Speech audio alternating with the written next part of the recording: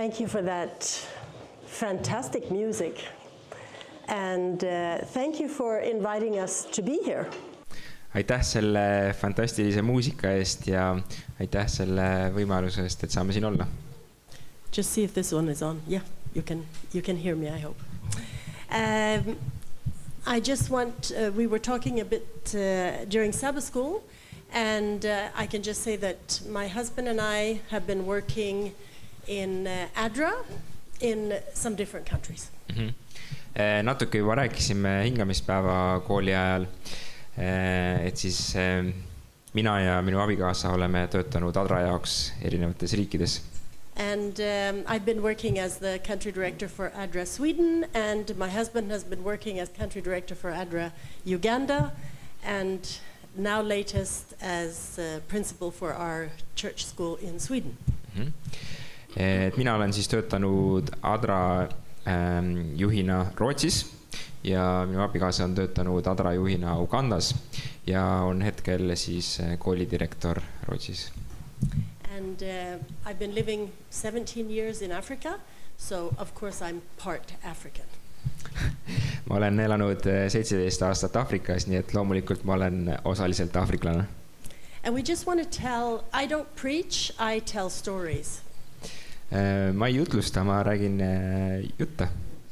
And I think Jesus was good at that also, so I'm in good company. Ja ma arvan, et Jeesus tegi samuti, nii et tal on hea seltsiline. But I want us to pray before we start. Aga ma tahaksin palvetada ennem, kui me alustame. Dear Father in heaven, thank you for promising to be where 2 or 3 are gathered. Kallis taevane, sina oled tõotanud, et seal, kus on 2 või 3 kokku tulnud. And I pray that your spirit will be here today. Ma palvetan, et sinu vaim oleks täna siin kohal. And that you will fill us with what you want to teach each and every one of us. Et sina õpetaksid meile seda, mida sa oled tahtnud meile igale ühele õpetada. Thank you for the blessings you have poured upon ADRA and its work.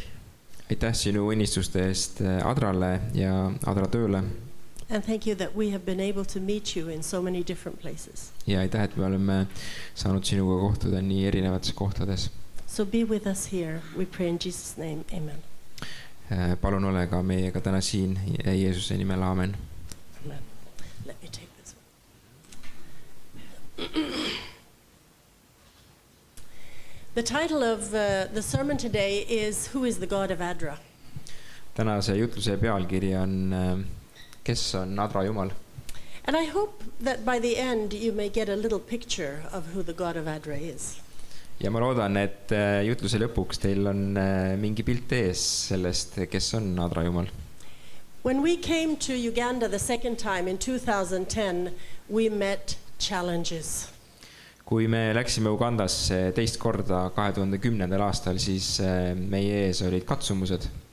The compound where we were living had just a fence, and in the evenings people would move the fence to be able to build their own houses. See koht, kus me elasime, oli lihtsalt siis ala, kus oli aed ümber ja inimesed nihutasid seda aeda lihtsalt selleks, et ehitada endale maja, kus elada. So we had to start building the Great Wall of China. Nii et me pidime alustama siis Hiina müüri ehitusega. To actually even protect the property. So that was one of the challenges. Lihtsalt selleks, et siis seda maa-ala kaitsta, kus me olime, et see oli üks siis katsumustest, mis meil ees oli. We had our youngest son with us, and he also was able to see some of the challenges of life in Uganda. Üks meie poegadest oli meiega kaasas ja ka tema nägi siis neid katsumusi, mis seal Ugandas olid. The second challenge was in a part of Uganda called Karamoja. Can you repeat? It was in a part of Uganda called Karamoja. It was the second challenge. Okay, teine katsumus oli siis see, et see koht, kus nad olid, et see oli see teatud piirkond siis Ugandas. This is a place where people live as pastoralists. They have cows and cattle and they live mainly on that. Et see on siis siuke piirkond, kus inimesed elavad sellist maalähedast elu, et neil on loomakarjad ja selline elu. Very colorful and beautiful. Hästi värviline ja ilus. Very traditional. Hästi traditsiooniline. These people are warriors. Need inimesed on võitlejad. And they're people you don't mess with. Ja inimesed, kellega sa ei taha niisama jännata. You have about 5 years training to be a Karamojong warrior. Sul on vaja 5 aastat treeningut, et olla selle piirkonna siis võitleja. And so when we were there, this is actually the biggest Karamojong village. It is called Nakapilemuru. Can you say that? See on siis selle piirkonna kõige suurem küla ja selle nimi on Nakapilemuru. Yeah. And there are at least maybe 45,000 people living there. Ja seal on vähemalt 45,000 inimest, kes seal elavad. In huts. Sellistes onnikestes. So this area was very known in Uganda. See piirkond on väga teada tuntud Ugandas. And people would say, don't go there. Inimesed ütleksid, et ära mine sinna. Because maybe you won't survive. Sellepärast, et võib-olla sa ei tule sealt eluga tagasi. The villages are, as you see, they look like egg nests because they are protected from the wild animals, but also from each other. Külad näevad välja siis nagu linnupesad ja sellepärast, et nad on siis ümbritsetud siukse aiaga ja see on siis selle jaoks, et kaitsta neid inimesi metsloomade ja ka üksteise eest. To come into the houses, you see how tight the little door is so that people can chop your head off if they don't like you. Ja kui sa tuled majja sisse, siis te näete siin pildil, kui väikesed on need avad, või nagu uksed, kus sisse saad. Ja see on sellepärast, et keegi saaks su pead maha lüüa. The ones who are the leaders are very mighty chiefs and they hold tradition very high. Need, kes on seal juhid, siis nad on hästi võimsad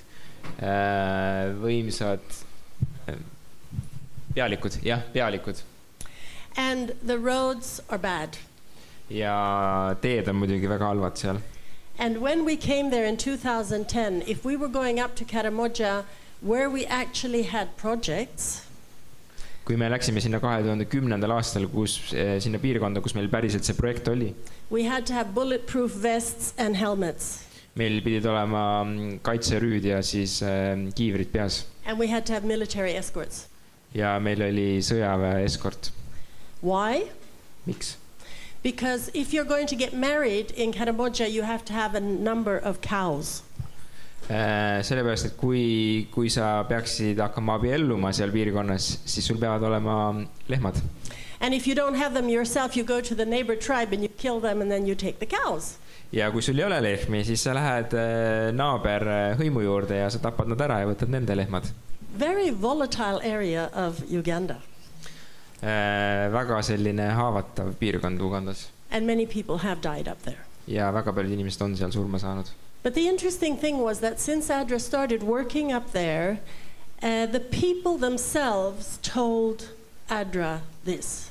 Ja väga huvitav asi selle juures, et kui ADRA seal tööd alustas, siis inimesed ütlesid seda.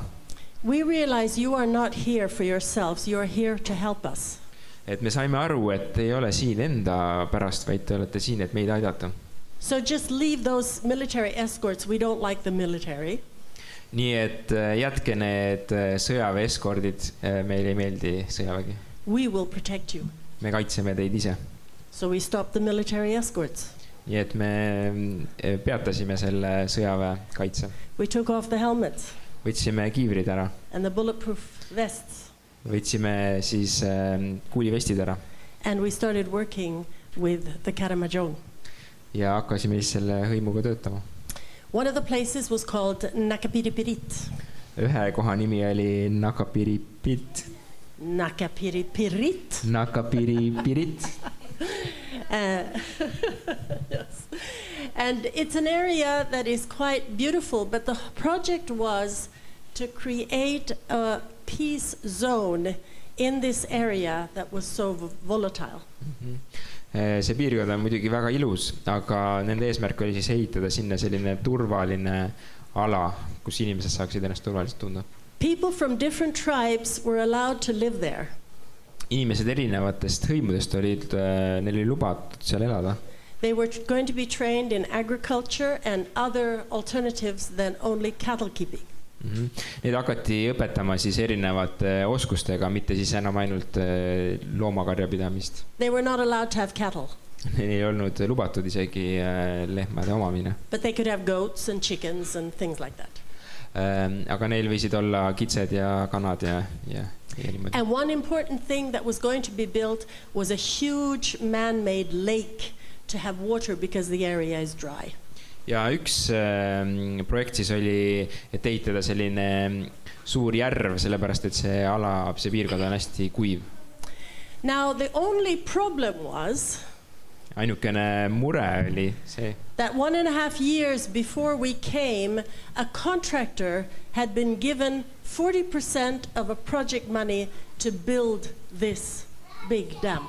Ainukene probleem oli see, et 1,5 aastat enne seda, kui meie sinna jõudsime, oli juba siis töövõtjale makstud 40% sellest rahast, et seda järve hakata ehitama. And had done nothing. Aga ta ei olnud teinud mitte midagi. He didn't want to go to Karamoja. Ta ei tahtnud isegi minna sinna piirkonda.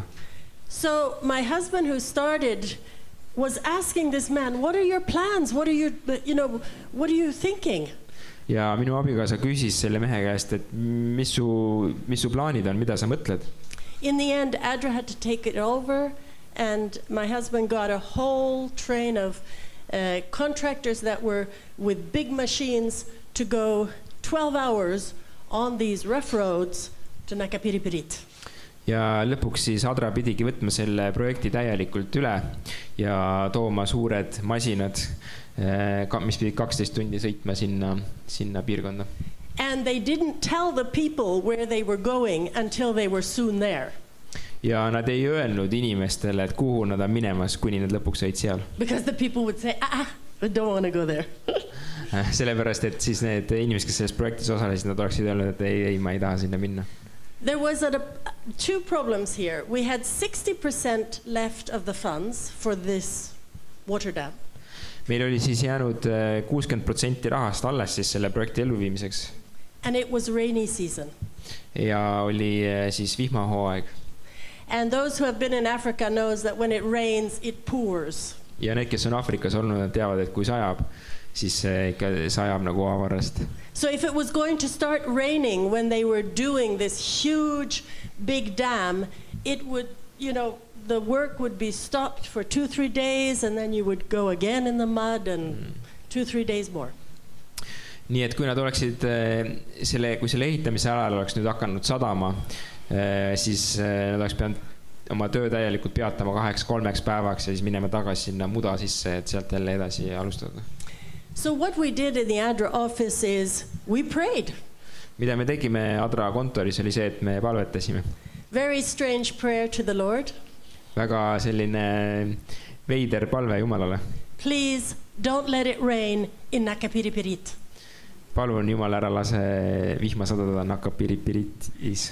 The people who were there on the site said strange things happened. Inimesed, kes olid seal külas, siis nad ütlesid, et imelikud asjad juhtuvad. They said it was like sheets of rain all around the project area. Nad ütlesid, et see oli nagu vihmasein, mis oli ümber selle projekti ala. They said it was like curtains, right? Nagu kardinad. But it never rained in Nakapiripirit. Aga mitte kordagi ei sadanud seal Nakapiripiritis. So 3 weeks, the project was finally, they had a dam. 3 nädala pärast neil lõpuks oligi tamm. And we prayed, Lord, let it rain in Nakapiripirit. Ja nüüd nad palvetasid, et Jumal lase vihma sadada seal. And it rained and it filled that whole place and it was over the borders. Ja vihma sadas ja see täitis kogu selle järve ala. Now, this is a wonderful thing that we can work together with God when it comes to helping other people. see on imeline asi, et me saame teha koostööd Jumalaga, kui me teisi inimesi aitame. But there was another story also. Aga see oli ka teine lugu seal. And this was a story one of the elders told us as ADRA. Ja see oli lugu, mida siis üks kohalikest vanematest rääkis meile kui Adrale. He said, you know how the Karamajong are. Te teate, kuidas see meie küla on. We were on the way to get more cattle. Me olime minemas hankima endale rohkem karja. And we found a kraal in the middle of the bush with lots of cows and a family. And we had to go. Huh? What was A kraal that is like a place where you have animals. Like a fenced in. Okay. Yeah. Ja siis seal oli see ala, kus need loomad olid sees. And with the huts around, like you saw in the picture. Ja nagu me ennem pildil nägime, samasugune, kus need väiksed majaksed olid samuti sees. And he said, normally we Karamajong don't kill children and women, okay? Meie kui selle hõimu elanikud, me tavaliselt me ei tapa naisi ja lapsi. But this time was different. Aga seekord oli teistmoodi. We killed all of them. Me tapsime kõik ära. The women, the children, the men, the elderly.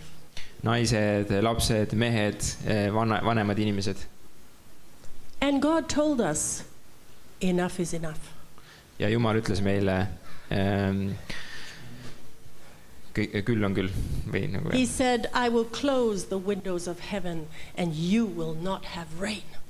Et ma sulgen taevaluugid ja teil ei ole enam vihma. And he said we had a terrible drought. Ja meil oli kohutav kuivus. The animals we had taken died. Need loomad, keda me sealt võtsime, need surid. Some of us died. Osad meist surid. Those that survived because we knew how to take certain fruits and roots that we could survive on. Need inimesed, kes meist ellu jäid, nad teadsid, milliseid puuvilju korjata ja milliseid juurikaid süüa. And we knew that God was displeased. Ja me teadsime, et Jumal ei olnud meiega rahul. But then Adra came. Aga siis tuli Adra. And they built us this water dam. Ja nad ehitasid meile selle veetammi. We want to know who the God of Adra is. Me tahame teada, kes on Adra Jumal. Who has helped God to turn his face towards us again. Kes on aidanud siis keerata jälle meie näod Jumala poole. Because we realized we had done wrong. Sellepärast, et me saime aru, et me oleme teinud valesti. So his question is what gives us this title, who is the God of Adra? Nii et selle mehe küsimus on see, mis annab meile tänase jutluse pealkirja, et kes on Adra Jumal. The second place I want to take you to is the work that was done in a place called Kisoro. That is on the border to Congo in the west. Teine lugu, mis ma tahan teile rääkida täna, on siis kohast nimega Kisoro. Ja see koht asub siis Kongo piiri lähedal. It is guarded by 3 volcanoes. Seda ümbritsevad 3 vulkaani. Beautiful area. Hästi ilus piirkond. And you have Lake Bunyonyi, which is the second deepest lake in Africa. Ja seal on ka Bunyoni järv, mis on Aafrika järjestuses teine sügavuselt järv. And here you have the Batwa people, the pygmies. Ja siin on the pygmies. Pygmies. The smaller people. Siuksed siis lühikesed inimesed elavad seal. Now these people were forced out of the forest to save the gorillas. Need inimesed olid sunnitud metsadest välja tulema, et säästa gorillad. But they were not given any land. Aga neile ei antud mingit maad, kus elada. They were not given any occupation. They had been hunter-gatherers for thousands of years in the forests. Neile ei antud mingit tööd, mida nad varem tegid, nad olid jahtisid seal metsas, kus nad varem elasid. And these people were people that Adra bought land for. Ja need olid need inimesed, kelle jaoks Adra maad ostis. Gave them a school. andis neile kooli. Trained them in different things that they were used to, like, producing honey. They knew how to do these kind of things. Treenis neid asjades, mida nad varem ka nagu natukene oskasid, näiteks mee tootmine. And these people who were given this land, they lived so much better than the others that actually didn't get any help. Ja need inimesed, kellele anti maad, siis nad elasid väga palju paremates oludes kui need, kellele maad ei antud. And they also wondered who the God of Adra is, Ja that cares about these marginalized people. Ja nemad samuti juurdlesid selle üle, et kes on Adra Jumal, kes hoolib sellest allasurutud rahvast. And then we have the refugee camp, Nyakabanda, where refugees came from Congo. Especially, they come all the time, but 2012 was a real bad year. Ja siis refugee, kas eesti keeles? Et siis see oli põgenikelaagris, põgenikelaager, kes tulid, where did they come from? They came from Congo. Kes olid Kongost tulnud. And the camp, Nyakabanda, that the government had in Uganda, it could take about 1,000 people, but there were about 10,000 living there. Ja see koht, kus need põgenikud siis olid, et sinna tegelikult oleks siis 1000 inimest mahtunud, aga seal päriselt elas 10 000 inimest. And we felt really bad because we didn't have a lot. Ja meil oli nagu tundsime ennast väga halvasti sellepärast, et meil ei olnud väga palju, mida anda. But Kisoro is cold, it can be -degrees. Aga see koht Kisoro on väga külm ala ja seal lähevad temperatuurid miinusesse. So we took a small pickup and we filled it with clothes from our different churches. Just taking clothes, buying blankets, soap, jerry cans and water purifying tablets. Ja me võtsime siis kastiauto ja me täitsime selle siis ümbritsevatest kirikutest saadud riiete, tekkide, kanistrite ja veepuhastus tablettidega. We had counted that we had packages, we actually packed them for 150 households. Ja me panime kokku pakid siis 150 erinevale majapidamisele. That's not a lot of people. See ei ole väga palju inimesi. Maybe there's 4 in a household. Võib-olla selles majapidamises on 4 inimest. But we said we have to do something. Aga me ütlesime, et me peame tegema midagi. And so we packed it all and went to the camp, Nyakabanda, and we said to the camp leaders, we only want to help the most vulnerable. Ja me pakkisime need pakid kokku, läksime sinna laagrisse ja me ütlesime seal juhtidele, et me tahame anda need pakid nendele, kes on nagu kõige halvemas seisus. That is the women with many children. Need on naised, kellel on palju lapsi. That is the children-headed households where there are only children. Need on majapidamised, kus on ainult lapsed, kus vanemad on näiteks surma saanud. Some of the elderly and handicapped. Ja mõned vanemad inimesed ja mõned, kellel on puue. And we started to hand out. Ja me hakkasime neid pakke laiali jagama. And of course, we had a small tent, and I told one of the people we were working with, tell me when the last bag is out. Ja meil oli siis väike telk, kust me neid pakke välja andsime ja ma palusin siis öelda ühele seal inimesele, et anna mulle teada, kui on viimane pakk, mida me hakkame välja andma. And too soon he came and he said, the last bag is out. Ja mitte väga pika aja pärast ta juba tuli ja ütles, et viimane pakk läheb välja. So we saw the line of people. Ja me nägime, inimesed seisid järjekorras. But then he went into the tent again. Aga siis ta läks tagasi sinna telki. And he said, there are 4 bags in the corner, are they ours? Et seal on nurgast 4 kotti, et kas need on ka meie omad? Of course they're ours. Everything in this tent is ours. Loomulikult need on meie omad, kõik mis seal telgis on meie omad. Please take them out and make sure now that there's no other hidden bags anywhere. Palun võtke need ja jagage need välja ja vaadake, et ei oleks rohkem peidus olevad kotte kuskil. Took them out. Võtsime need välja. He went in again. Läks tagasi sisse. He said there are 4 more bags behind the blankets. Ja ütles, et seal on 4 kotti veel. And this continued. ja see jätkus niimoodi. We handed out to 750 households. Me jagasime välja pakid 750 majapidamisele. And we had 8 bags left Ja meil when the oli- queue was finished. Ja meil oli 8 kotti järgi, kui see rivi sai läbi. Is it possible? Kas see on võimalik? It's not logical. See ei ole loogiline. Unless you believe in a God of Adra who does miracles. Ainult siis on see võimalik, kui sa usud Adra jumalasse, kes teeb imesid. A God who cares about freezing children. Jumal, kes hoolib külmetavatest lastest. Where we only need to be his hands and his feet. Me peame olema ainult tema käed ja jalad. We need to go Me peame minema and he will take care of it. ja tema kannab sellest hoolt, Because they are his children. sest et need on tema lapsed. We didn't understand it. Me ei mõistnud seda. But these refugees later settled in the Uganda government gives them land where they can settle. Ja siis mõne aja pärast siis Uganda valitsus andis neile maad, kus nad saavad siis oma kodud rajada. And Adra was there to give them shelters and also food and to help them so they could grow their own food. Ja Adra oli seal, et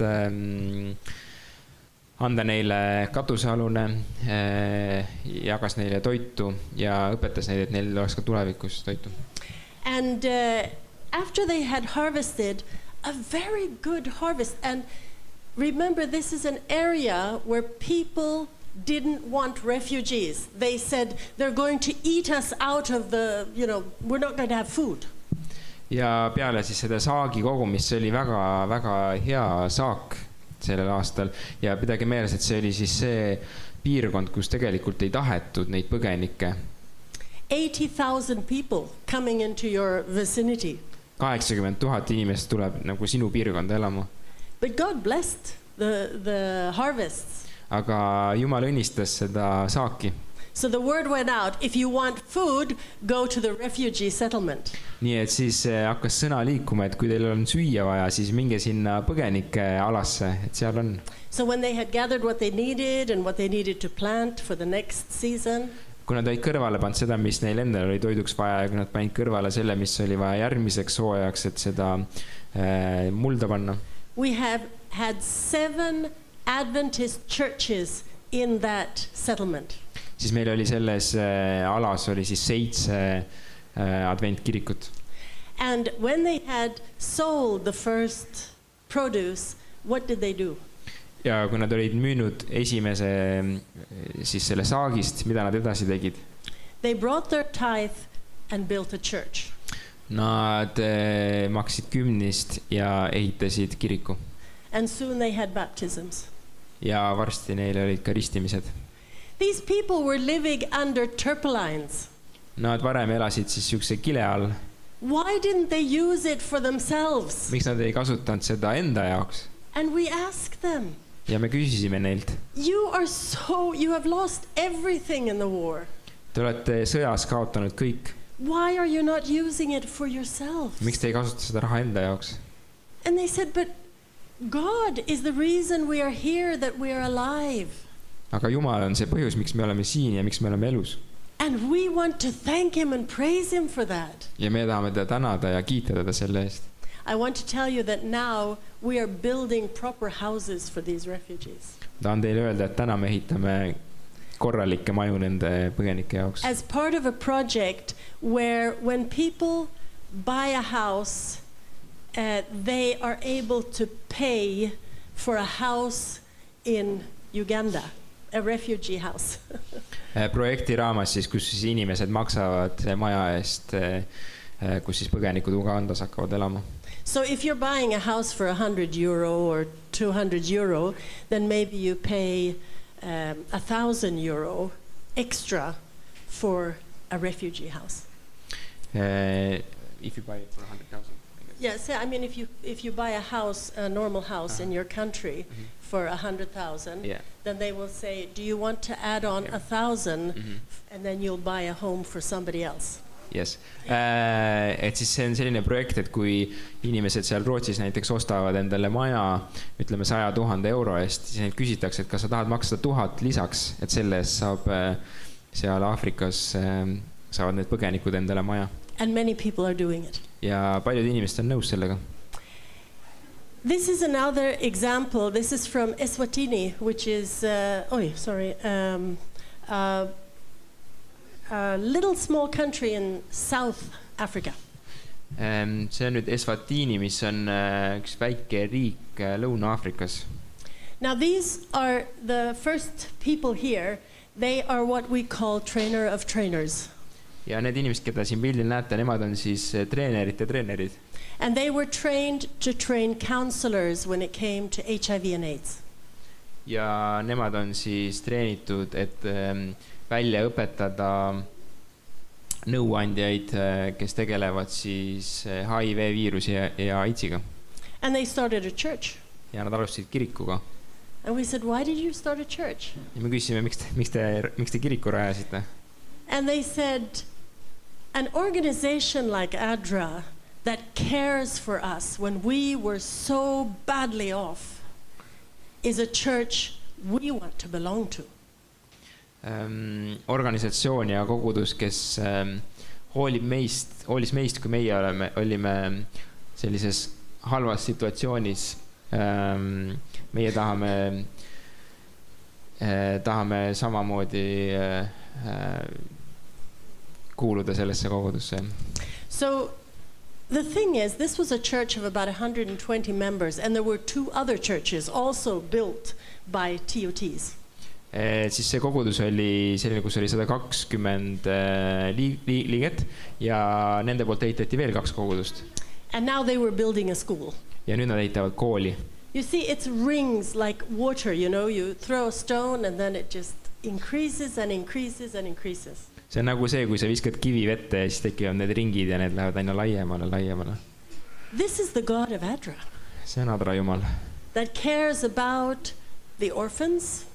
See on Jumal, kes siis hoolib the people who are sick, those that don't have parents. Ja lastest, kellel pole vanemaid, kes on haiged. Which many of these kids, there were very many of them who were widows with single parents with children. Paljud üksikvanemad. And ADRA's God is also a God of second chances. ADRA Jumal on ka teise võimaluse Jumal. This young man looks like a nice young man, doesn't he? See mees näeb välja nagu tore noor mees. But he is a child soldier. Aga tegelikult ta on lapssõdur. He was kidnapped when he was 12 years old. Ta varastati, kui ta oli 12-aastane. He was made to do terrible things. Teda pandi tegema väga kohutavaid asju. And when finally Kony and his Lord's Resistance Army disappeared from Uganda, thanks to the Karamojong who drove him out. Kui lõpuks see rühmitus sealt piirkonnast välja aeti. He came back to his village and of course people were not happy with him. Siis ta tuli tagasi oma külla, kus ta pärit oli ja loomulikult need inimesed ei olnud tema üldse nagu õnnelikud tema üle. And he said, I was so miserable. Ta ütles, et ma olin nii kurb. I started beating my wife. Ma hakkasin oma naist lööma. I was not good to anybody. Ma ei olnud kellegile hea. And my wife left me. Mu naine jättis mu maha. And then I heard somebody who had been in the same situation had joined an ADRA group. Ja ma kuulsin kellestki, kes oli olnud sarnases olukorras ja ta oli ADRAga liitunud. And he had changed. Ja ta oli muutunud.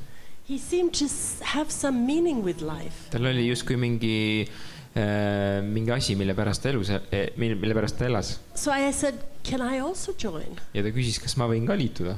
And he was included in the group. Ja ta võeti sinna gruppi vastu. Today this young man is a totally changed man. Täna on see mees täielikult muutunud mees. He said the group took him in, they started to help him psychologically. Ta ütles, et see grupp võttis teda vastu ja hakkas teda psühholoogiliselt aitama. From what they had learned. Selle põhjal, mida nemad olid õppinud. And he said, they helped me forgive myself. Nad õpetasid mul endale andestama. And today, and then I asked him, I'm sitting there listening to his story of all the things he has done and how he has come back again.